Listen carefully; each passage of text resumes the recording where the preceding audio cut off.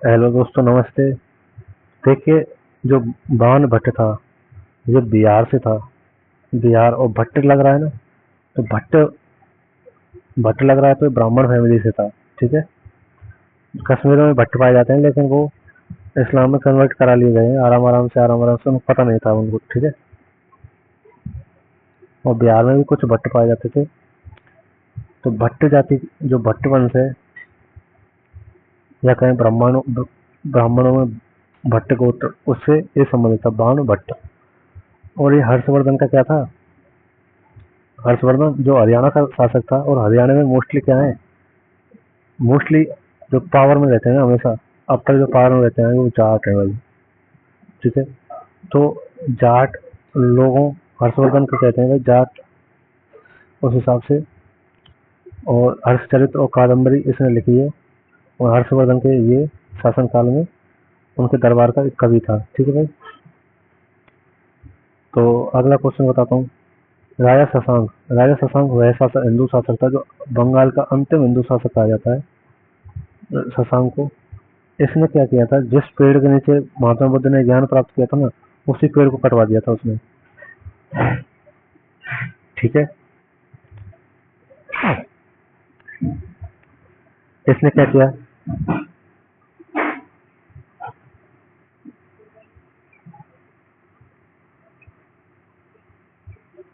देखो, गौड़ीय संप्रदाय जो है वो बंगाल में आता है। जो आज का वैष्णव गौड़ी संप्रदाय है, जो हरे कृष्णा मूवमेंट चलाया था ना, रूपदा, वो वैष्णव गौड़ी संप्रदाय से आता था। और उसी गौड़ी वंश से ये शशांक आता था। ठीक है भाई। आप यदि मेरी वीडियो देखते हैं ना, तो नॉलेज मिलेगी, नॉलेज। ठीक है। अगला देख, जो गौड़ीय गोत्र के लोग हैं ना, जो प्रभुपदा जिस वंश से आते हैं, जिस गोत्र से आते हैं, वो गौड़ीय गोत्र है।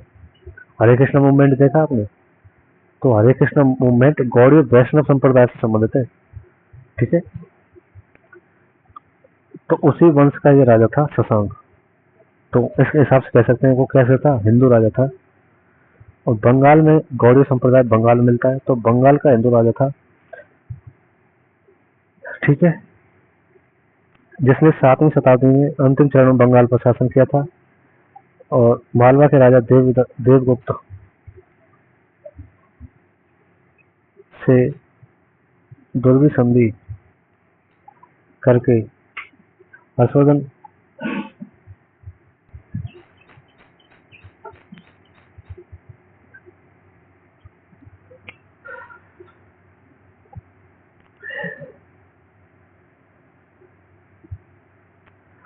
शशांक बंगाल का हिंदू राजा था भाई। ठीक है। इसने क्या किया कि मालवा का जो राजा था ना, देवगुप्त देव, और देखिए मालवा में गुप्त वंश चल रहा है। ठीक है। उसमें देवगुप्त नाम का एक राजा था। क्योंकि कुछ राज्यों पर ऐसा नहीं है कि भाई गुप्त वंश समाप्त हो गया तो सभी जगह से गुप्त वंश समाप्त हो जाता है। ऐसा नहीं, कुछ जगह गुप्त वंश रहता ही है। और गुप्त वंश तो भाई साहब जब से भारत चालू हुआ है ना, तब से गुप्त डायनेस्टी कहीं ना कहीं राजवंशों के अधीन ही काम करती रही है। पर ये राजा जो मोस्ट जो राजा बने थे, ये बने थे 3वीं शताब्दी से लेकर 6ठी 7वीं शताब्दी तक ये रहे। ये 4ठी शताब्दी में बने थे और 6ठी शताब्दी तक ये रहे। पर ये राजाओं से ही मतलब पास में रहते थे ये लोग, ऐसे थे। कुल मिला के बात बताऊं तो, चाहे वो कौटिल्य लोग इसमें गुप्त हो। और ठीक है। अगला है भाई, देखो इसने क्या किया था, देवगुप्त से संधि करके हर्षवर्धन की जो बहन थी राजश्री, देखिए ये 3 भाई थे, 3 बहन भाई थे।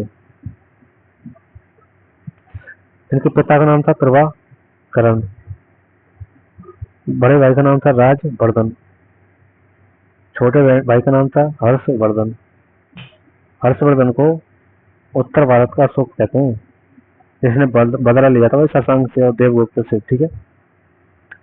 अगला, इनकी बहन थी राजश्री।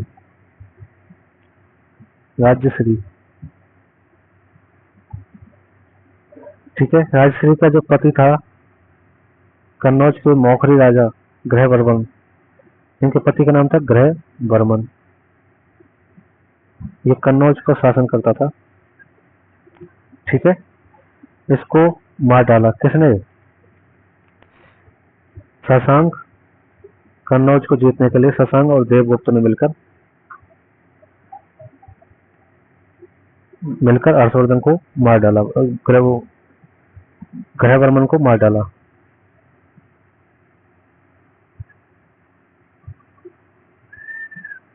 ठीक है,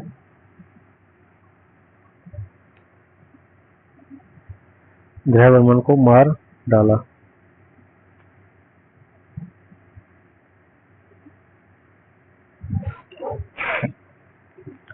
ठीक है, तो राजवर्धन, हर्षवर्धन और राजश्री ये 3 बहन भाई थे। राजश्री का विवाह ग्रहवर्मन से, कन्नौज के राजा से कर दिया गया था। हर्षवर्धन पहले थानेश्वर का राजा था भाई। ठीक है, अब फिर शशांक को देवगुप्त ने कन्नौज को जीत लिया था, तो हर्षवर्धन ने पुनः शशांक और देवगुप्त को हरा करके कन्नौज को आजाद कराया और फिर अपनी राजधानी बनाया।